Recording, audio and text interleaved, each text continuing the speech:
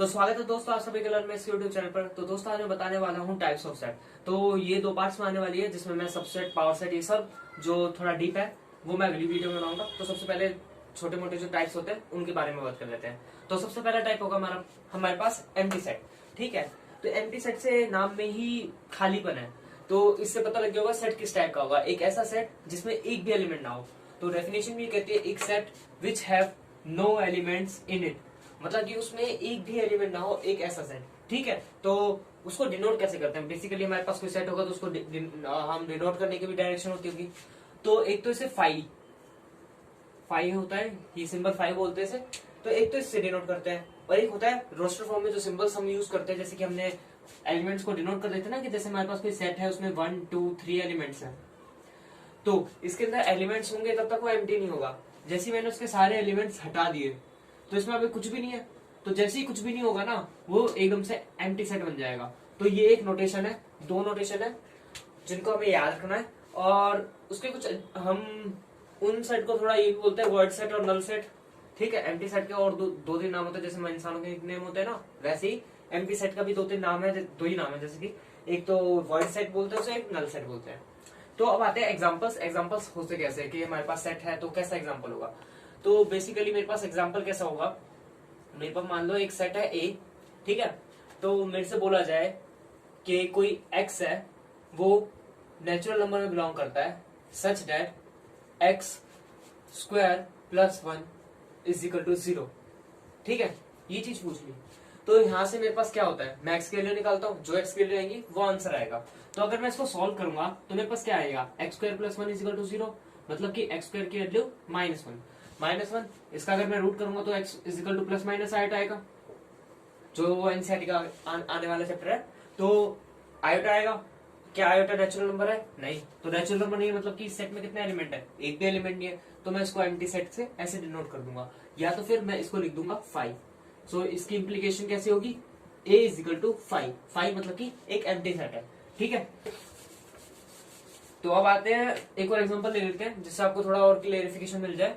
तो मैं एक सेट ले लेता हूं, जैसे कि बी सेट है। मैं उसे बनाता हूं कुछ इस तरीके से कि मेरे पास है x belongs to natural number such that x plus 1 is equal to 0।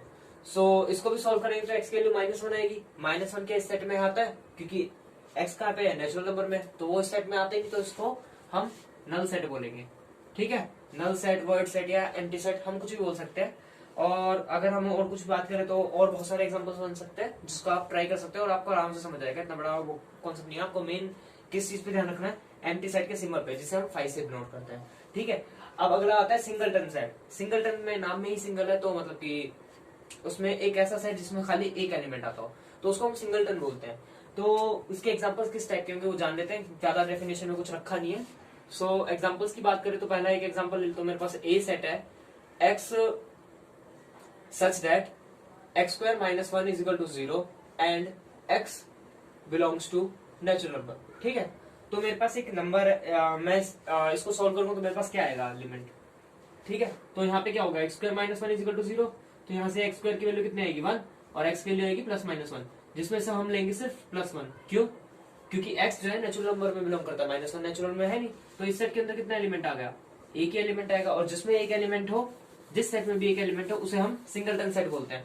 और सिंगलटन का कोई बेसिक सिंबल नहीं है, सिंबल नाम है सिंगलटन सेट। ऐसी मैं अगर एक और एग्जांपल देख लूं तो लिख लेते हैं। मेरे पास है x such that x belongs to integer and जो x है वो -3 से -1 के बीच में लाई करता है। तो एक ऐसा इंटीजर जो -3 से -1 के बीच में लाई करता है, कौन सा होगा? डेफिनेटली -2 ही होगा, क्योंकि इंटीजर की बात कर रहे हैं। तो ये मेरे पास जैसे कि एक एलिमेंट आ गया, तो ऐसे ही होता है सिंगलटन सेट। तो अब आगे हम अगले दो टाइप पे और बढ़ते हैं, जिससे हमें थोड़ी और क्लैरिफिकेशन मिलती जाए। तो हम दो टाइप पे आ चुके हैं, तो वो क्या है, एक तो है फाइनाइट सेट और एक है इनफाइनाइट सेट। तो फाइनाइट सेट से हमें क्या समझ आता है, एक सेट जिसमें हम लिमिटेड नंबर ऑफ एलिमेंट्स हो, ठीक है, जिसमें हम काउंट कर सकते हैं।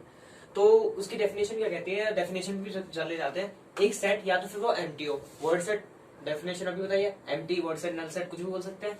एक सेट या तो फिर वो एम्प्टी हो, या तो फिर उसके हम जो नंबर्स है ना, एलिमेंट्स है, उनको हम लिस्ट कर सकते हो। जैसे कि मेरे पास एक सेट है, उसमें एलिमेंट्स हैं कुछ अल्फाबेट्स का ले लेते हैं। मेरे पास एक सेट है जिसमें अल्फाबेट्स ए से शुरू हो रहे हैं, बी सी तक जाते हुए जेड तक खत्म हो गए, ठीक है। तो हमें कैसे पता लगा ये 26 ही है? क्यों?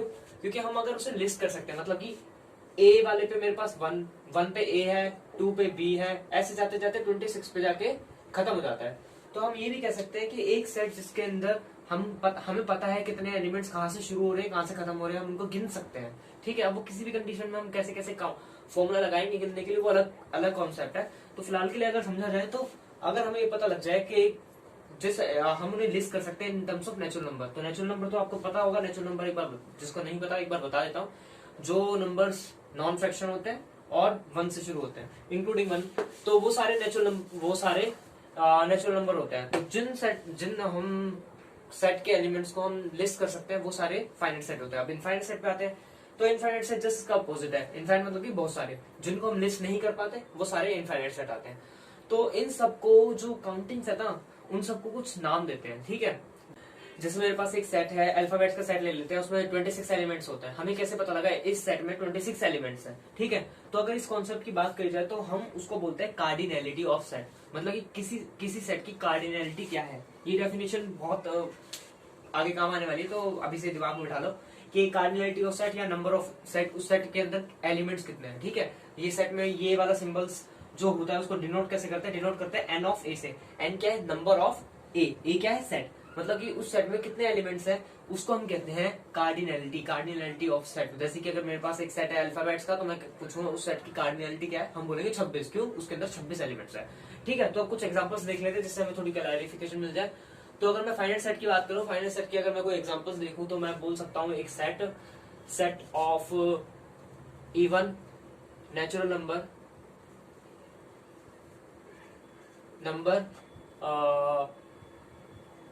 अप टू 100, अप टू 1000 ले लेते हैं, 1000 तक इवन नेचुरल नंबर काउंट कर सकते हैं। एपी यूज करेंगे, एन निकाल देंगे, 500 आने वाला है बेसिकली भी। तो एक ये एग्जांपल हो गया। या हम कह सकते हैं सेट ऑफ अल्फाबेट्स इन किस में? English, set of alphabets in English language, ठीक है। हमारे पास बहुत सारी लैंग्वेज होती है, तो उसमें हमने इंग्लिश लैंग्वेज को सिलेक्ट किया, सेट ऑफ जितने भी वो हो सेट। तो अगर थोड़ा एक रोस्टर फॉर्म का भी एग्जांपल लिख लेते हैं कि मेरे पास एक सेट है A, x belongs to natural number such that x जो है वो 100 से शुरू हो रहा है, और 50 से शुरू हो रहा है और 100 पे खत्म हो रहा है। वो सारे इस सेट के अंदर वो एलिमेंट्स आएंगे जो 50 से शुरू हो रहे हैं, 100 पे खत्म हो रहे हैं, और 50 और 100 पे लाई कर रहे हैं, ठीक है। अब आते हैं इनफाइनाइट सेट पे कि जिनको हम लिस्ट नहीं कर सकते। जैसे कि मैंने एक सेट बनाया ए सेट, अगर मैं बनाना चाहूँ तो x belongs to real number such that जो एक्स है वो 0 और 1 के बीच में लाई कर रहा है, ठीक है।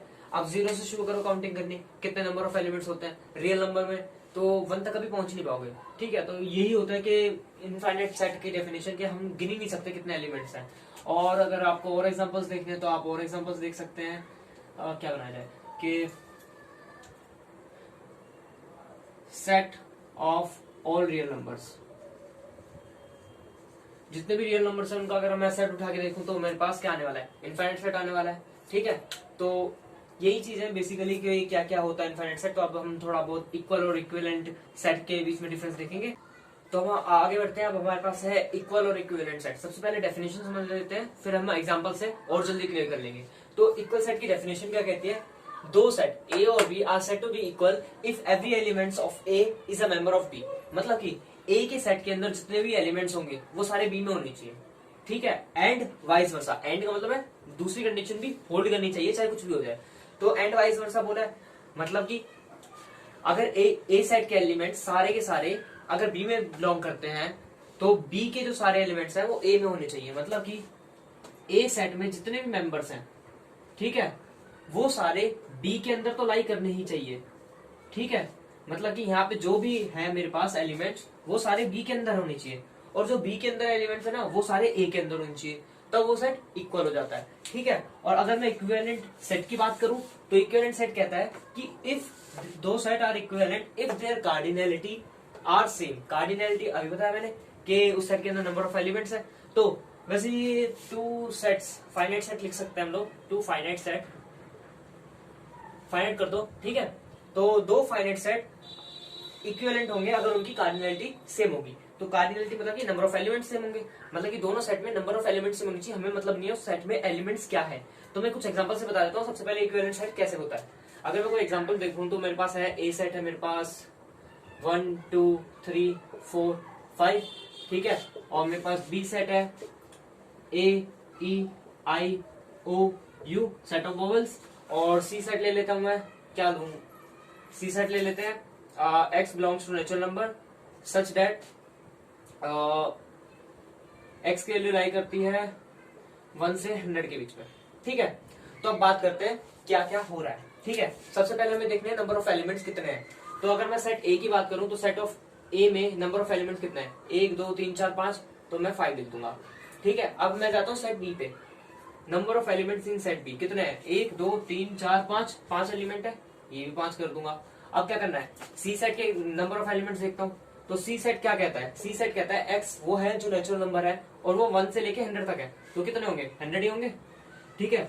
तो अब मैं डेफिनेशन क्या कहती है, दो सेट इक्विवेलेंट तभी है जब उनकी कार्डिनलिटी सेम है।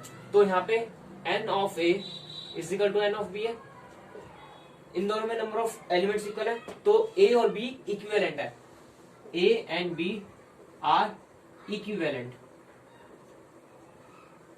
वहीं पे इनमें से a और b में से किसी की भी कार्डिनलिटी n ऑफ c पे लाई नहीं करती, मतलब कि ना ही a c के इक्विवेलेंट है ना ही b c के इक्विवेलेंट है। तो इक्विवेलेंट की डेफिनेशन आपको पता लग गई होगी, वो सिर्फ नंबर ऑफ एलिमेंट्स में डिपेंड करता है, हमें मतलब नहीं है उसके अंदर एलिमेंट्स क्या है।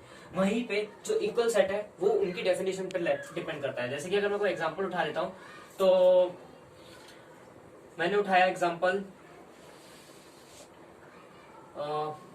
1 2 3, ठीक है, 3 एलिमेंट उठा लिए मैंने।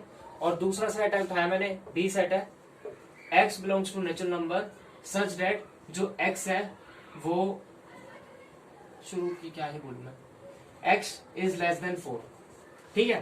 तो अब क्या करते हैं, इसको अगर मैं रोस्टर फॉर्म में लिखूं कि x वो नेचुरल नंबर जो 4 से कम है, तो अगर मैं लिखूंगा तो क्या आएगा 1 2 3, ठीक है।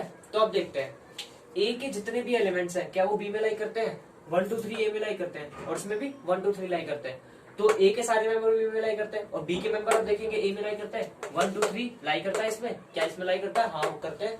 तो मतलब कि a is equal to b, ठीक है, दोनों सेट इक्वल हो गए। वहीं पे मैं अगर एक और सेट क्रिएट कर दूं सी सेट, सी सेट क्या क्रिएट कर देता हूं मैं कि x यहां से ये ले लेते हैं x belongs to natural number such that x की वैल्यू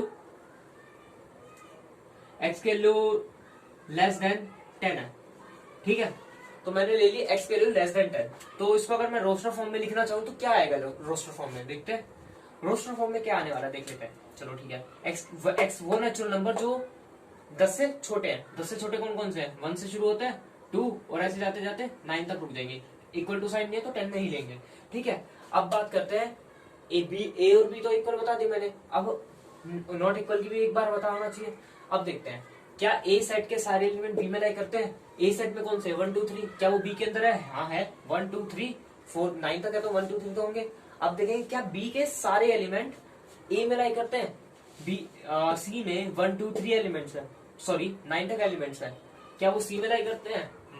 अब देखते हैं क्या इसमें 4 है, इस सेट में 4 है, नहीं है ना, तो ए जो है वो सी के इक्वल नहीं है, ठीक है। इन टर्म्स ऑफ कार्डिनलिटी आप थोड़ा बहुत सोच सकते हो कि हाँ ऐसा इक्वल होने की पॉसिबिलिटी है, पर हम कह नहीं सकते। जैसे कि इन दोनों सेट की बात कर लेते हैं, ये दोनों सेट इक्विवेलेंट है पर इक्वल नहीं है, क्यों नहीं है, क्योंकि इसके अंदर 1 2 3 4 है, क्या इसके सारे एलिमेंट्स इसमें लाई करते हैं, एक भी एलिमेंट लाई नहीं करता, 1 इसमें है नहीं है, तो फिर हम कैसे बता सकते हैं कि वो सेट उसमें लाई करता है। तो यही डेफिनेशन है इक्वल और इक्विवेलेंट सेट में। ये थोड़ा कंफ्यूजिंग कॉन्सेप्ट होता है, तो आपको मैं सही से बता दिया, तो आई होप आप एग्जांपल्स करोगे तो इससे आपको और थोड़ा समझ आ जाएगा, ठीक है। तो बस सारा खेल कार्डिनलिटी का जो भी है। आशा करता हूँ आपको मेरी वीडियो पसंद आई होगी। लाइक करें, कमेंट करें और सब्सक्राइब कर दे और बेल आइकन को जरूर प्रेस कर दे, जिससे आपको मेरी आने वाली वीडियोस की नोटिफिकेशन मिलती रहे। और पार्ट 2 में बहुत जल्दी लाने वाला हूँ, जिसमें subset, power set, universal set और यही होंगे। ज्यादा कुछ नहीं होगा, ठीक है।